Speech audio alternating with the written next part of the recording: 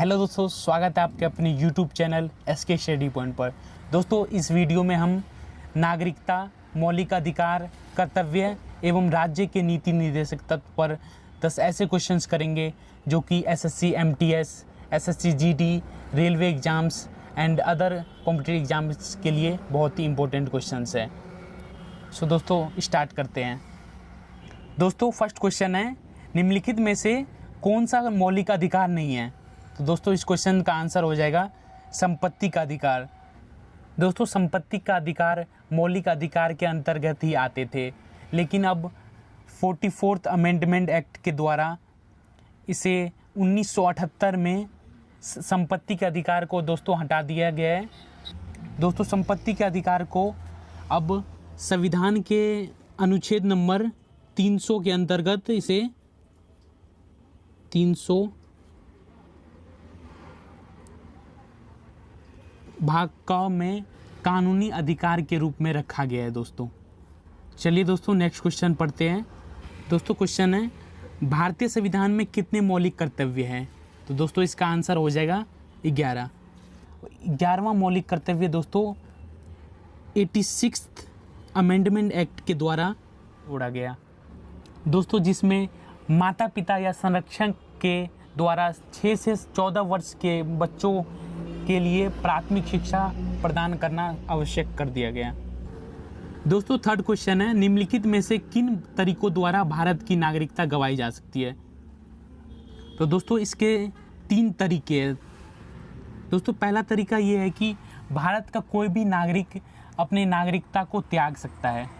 दोस्तों, दूसरा तरीका ये है कि जब कोई भी व्यक्ति दूसरे देश की नागरिकता प्राप्त कर लेता है तो अन्य देश की नागरिकता को अपने आप ही ख़त्म कर दिया जाता है। और दोस्तों, तीसरा तरीका ये है कि भारतीय नागरिकता को प्राप्त करने के लिए यदि छल कपट किया हो तो तब भी नागरिकता को ख़त्म कर दिया जाता है। दोस्तों, नेक्स्ट क्वेश्चन है, अधिकार परीक्षा शब्द का शाब्दिक अर्थ क्या है? दोस्तों, इसका अर्थ यह होता है कि एक ऐसा याचिका जिसके द्वारा किसी भी व्यक्ति से यह पूछा जा सकता है कि उसके किस अधिकार या शक्ति के द्वारा ये काम किया जा रहा है और या यह निर्णय लिया गया है। तो दोस्तों, इस क्वेश्चन का आंसर हो जाएगा किस अधिकार से या शक्ति से। दोस्तों, इस क्वेश्चन का थर्ड ऑप्शन सही है। दोस्तों, फिफ्थ क्वेश्चन है, भारत के एकल नागरिकता की अवधारणा निम्नलिखित में से किस राष्ट्र के संविधान के द्वारा आधार पर अपनाया गया? दोस्तों, एकल नागरिकता की अवधारणा हमने यूनाइटेड किंगडम से लिया था। और दोस्तों, इसके अलावा हमने यूनाइटेड किंगडम से संसदीय सरकार, कानून शासन और कैबिनेट प्रणाली भी हमने लिया था। दोस्तों, सिक्स्थ क्वेश्चन है, भारतीय संविधान के अनुच्छेद 21 में जीवन का अधिकार के अलावा डैश भी सम्मिलित है? दोस्तों, आर्टिकल 21 जीवन और व्यक्तिगत स्वतंत्रता की सुरक्षा से संबंधित है। दोस्तों, अनुच्छेद 21 के अनुसार कोई भी व्यक्ति अपने व्यक्तिगत स्वतंत्रता से वंचित नहीं रह सकता। मतलब कि दोस्तों, व्यक्ति को स्वास्थ्य का अधिकार है, भोजन का अधिकार है, पानी का अधिकार है। तो दोस्तों, इस क्वेश्चन का आंसर हो जाएगा सभी विकल्प सही है। फोर्थ ऑप्शन सही होगा दोस्तों इस क्वेश्चन का आंसर। दोस्तों, सेवेंथ क्वेश्चन है, भारतीय नागरिकता किसके द्वारा दी जाती है? दोस्तों, ये इम्पोर्टेंट क्वेश्चन है। दोस्तों, भारतीय नागरिकता गृह मंत्रालय द्वारा दी जाती है। भारतीय नागरिकता जन्मवंश पंजीकरण और देशीकरण द्वारा प्राप्त की जाती है। दोस्तों, भारतीय नागरिकता अधिनियम 1955 के शर्तों के द्वारा इसे प्रदान की जाती है। दोस्तों, 8th क्वेश्चन है, अल्पसंख्यकों के हितों की सुरक्षा पर किस अनुच्छेद में विचार किया गया है? तो दोस्तों, आर्टिकल 29 के द्वारा अल्पसंख्यकों को अपनी भाषा, लिपि और संस्कृति को बनाए रखने से संबंधित अधिकार दिए गए हैं। दोस्तों, 9th क्वेश्चन है, निम्नलिखित में से कौन सा अधिकार एक राजनीतिक अधिकार है? तो दोस्तों, इस क्वेश्चन का आंसर हो जाएगा चुनाव लड़ने का अधिकार, जो कि एक राजनीतिक अधिकार है। दोस्तों, 10th क्वेश्चन है, भारतीय नागरिकता निम्नलिखित में से किन तरीकों द्वारा प्राप्त की जाती है? दोस्तों, भारत सरकार का एक अधिनियम है 1955।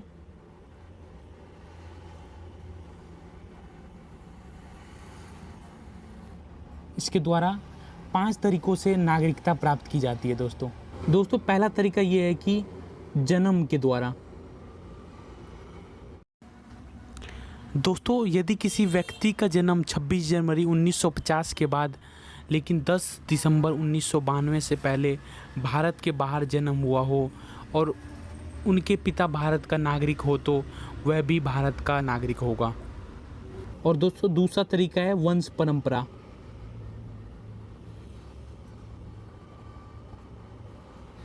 दोस्तों यदि व्यक्ति का जन्म भारत के बाहर हुआ हो और उनके माता पिता में से किसी एक व्यक्ति भारत का हो तो व्यक्ति भी वो भारत का नागरिक होगा दोस्तों। और दोस्तों थर्ड तरीका ये है कि देशीयकरण।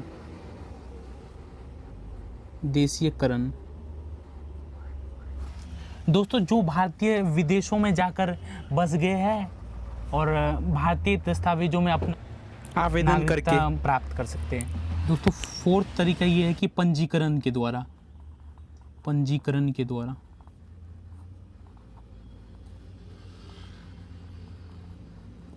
दोस्तों यदि कोई व्यक्ति 7 साल से भारत में रह रहा हो, दोस्तों पंजीकरण के अंतर्गत ये आ सकता है कि यदि कोई भी व्यक्ति 7 साल से भारत में रह रहा हो तो वह व्यक्ति नागरिकता के लिए दोस्तों अपना रजिस्ट्रेशन कर सकता है। पांचवा तरीका ये है कि भूमि विस्तार द्वारा।